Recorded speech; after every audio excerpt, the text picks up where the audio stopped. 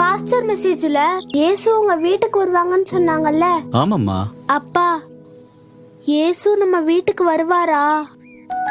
கண்டிப்பா வருவாருமா.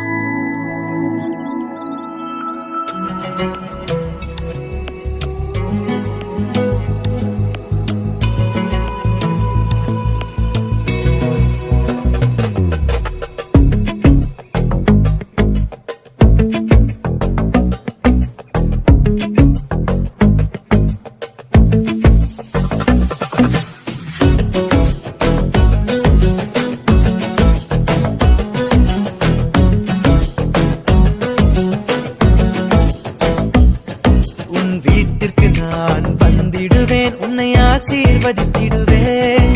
உன்னோடு நான் தங்கியிருப்பேன், உன்னை வழி நடத்திடுவேன்.